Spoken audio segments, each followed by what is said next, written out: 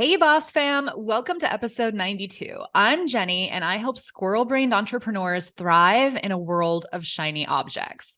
If your to-do list is overwhelming or your I help statement is all over the place and it gets in the way of you doing the thing, then I am so happy you found your way to this podcast. So today I want to talk about something that I have only recently stopped hating. So many of the people in my various masterminds that I'm in admit on the regular that they are not making offers. Some of these lovely humans are literally on the brink of closing their doors because their lack of income seems to imply that they are not cut out for this business, for this job. But it's really because they're not making offers. And I get it. Like selling can feel really icky. And for a long time, it did for me too. And there's like 100 different reasons why you might feel this way. So I wanted to make an episode about how to reframe all of those reasons so you can get your butt out there and start making sales. So lesson number one is so important. You are not bothering people, showing up in their inbox, repeating yourself on social media, which only like 6 people see before it disappears forever anyway, right? It's not annoying. Think about it. Do you ever say to yourself about someone you follow, oh my God, will you just shut up? No, me neither. Because no one sees every single piece of your outreach, literally no one. And it takes something like 7 to 20 touch points before a cold lead will consider buying from you anyway. But more than that, you are doing people a favor by making your offer. Another way to look at it is like this. If you don't tell me about all of the ways that you can help me, and if you keep your work hidden from me, and if you decline to show me just how much better my life could be, you are doing me a disservice. And personally, for me, my number one trigger is feeling left out. So please do not intentionally leave me out. Marketing, when done correctly, is not about coercion. It's about matching. You have a need.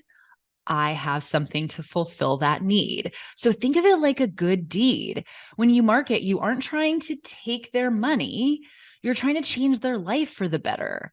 Money just happens to be the happy byproduct of that. Another helpful way of looking at this is to change the word sell to invite. Think to yourself, I'm not being pushy or annoying. I'm simply inviting people to check out something I made.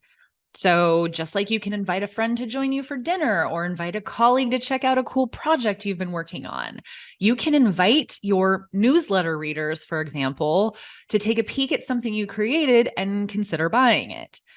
If you have a newsletter, and I recommend that everybody does, even if you are just starting out, a good rule of thumb is, and this will help you like not feel oogie about selling. And it comes from my friend Janet Fish from the Breakthrough Your Profit Ceiling podcast.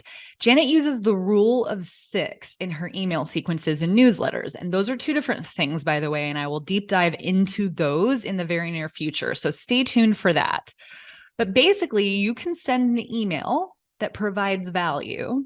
So a tip or a trick to help the reader get something done faster or more easily. It could be a PDF download that you've created as a lead magnet, but since this person is already on your list, you skip the part where they have to give you their info and just send them straight to the goodies. The value you provide could even be in the form of a curated list. Like if you're just starting out, this is a genius idea. Curate a list of the best articles you've read this month on such and such a topic, or beautiful art pieces made by your favorite creators to inspire your reader. It doesn't matter what you choose, and it should be specific to your industry and the topics that are in your wheelhouse and that you like to discuss already. But you're going to send first 5 emails with free goodies in them. And then on the 6th, you make an offer to help. You invite the reader to check out what you've made. You ask for the sale. And it's pretty passive, honestly. That's the thing about sales is it feels like this active, pushy thing. But selling in this way with the 6 email sequence is super passive. And you have to think about the fact that you have made enough deposits in your karmic piggy bank at this point that you don't have to sweat a single second over being pushy or gross. 5 emails that added value and then 1 ask that's not pushy. And If you need an extra little push, you can even give generously in the same email where you're asking for the sale. So, for example, let's say you're selling a luxurious wellness retreat that costs $5,000 per person.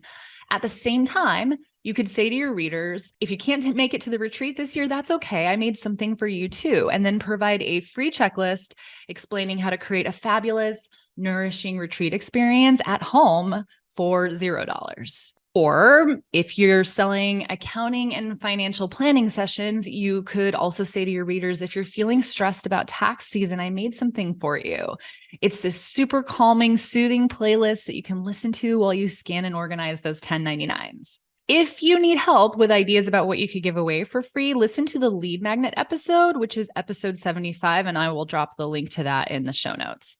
Do remember, though, you must first fall in love with your own product before you can ever hope to make other people fall in love with it. Because only when you believe it's brilliant can you sell it as such. And when you do believe it's brilliant, you're excited about it, and talking about it like reveals the enthusiasm you feel. Like this is the best way or the fastest way or the best and fastest way to accomplish such and such a transformation. So you have to be 100% behind your product in order to effectively sell it. And also remember, and this one is a big one, the price is just the price. What I mean by that, charging a lot for your product or service does not make you a bad person. And charging peanuts for something so it's accessible to everybody does not automatically get you into heaven. This is a big old limiting belief that is crushing the dream of financial freedom of entrepreneurs everywhere. There is a time and a place for things to be affordable. Personally, I'm a fan of here's my free stuff. Here's a low risk way to work with me, like a couple $100s, and then a mid-range offering, and then a high ticket course. Pick your poison.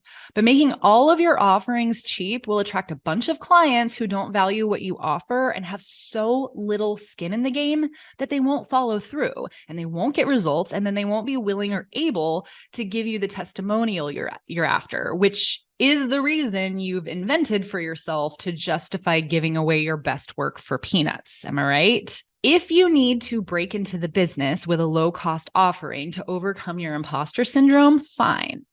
Go above and beyond, get a couple testimonials and slap them up on your website, and then raise your prices or make something new that will actually create the abundance you need to grow and spread your message and help more people. That's how you have to think of wanting more money. With more money, I can spread this message to more people. This money is for good. This money is to help a greater expanse of the world. And last but not least, be patient and be persistent and don't give up. Don't give up, you guys. Selling is a skill just like anything, writing, speaking French, playing piano, and it takes a lot of practice and repetition before it feels natural. Still doesn't necessarily feel natural to me, but I've gotten through it using all of these reframes, and it works. Once you can reframe it, it works, especially if you can automate it and set it up to be passive in your email sequences. It's happening while you're sleeping. We want that, right? Work smarter, not harder, right? So just remember that it takes time to build competence at selling. And after that comes confidence. And after that comes mastery. So stick with it and be sure to celebrate your wins along the way. If you emailed a potential client and asked them to hire you, that is a huge step. Celebrate that win. And if you followed up with someone instead of letting the conversation fizzle out like you might have done in the past, you are a badass. Go buy yourself a bottle of champagne. Regardless of whether they say yes or no thanks, celebrate the fact that you tried. You made an effort and you are flexing your selling muscle. And that muscle is going to get stronger and stronger the more you use it. So on that note, I'm going to practice what I preach and tell you all about something new that I've got brewing. This year, I am leaning into my superpower, the thing that I have done consistently for the last 20 years while I've chased 1,000 other shiny objects, and that is copywriting. So as of January 2023, I am now offering done-for-you copywriting services in the form of VIP days where you get my full attention for an entire day. That includes an hour-long kickoff call where we go over your goals and my deliverables, and then 6 hours of writing and collaborating with you to make edits on the fly. So when I am done, you will have basically your entire website written. And if your website is already solid, you can use this time to have me create a long-form sales page for an offer that you've made, or email sequences, or really anything else that you can dream up and don't feel happy or excited about writing yourself. To learn more about this, just visit jennyo'connor.com/VIP. So that's how it's done. See? No pressure. If you need me, I'm here. And you guys can do this too. So what can you offer right now, today, to start making money? Get to it, boss fam, because time's a-wastin'. By the way, one of the freebies I offer to my listeners is the ability to get laser coaching from me by sending me a question that I will answer on the air in a future episode. I know you all have questions in your business, so please don't be shy. Reach out to me on Instagram at Jenny the Wordsmith. I've changed my handle, by the way, to reflect leaning into the writing thing, but it's still me, same multi-passionate content, just with a tiny facelift, minimally invasive, like Botox. So thank you all so much for listening. I love you guys so much for being here, for sticking with me. And remember, everyone lives by selling something. Get on out there and do the thing.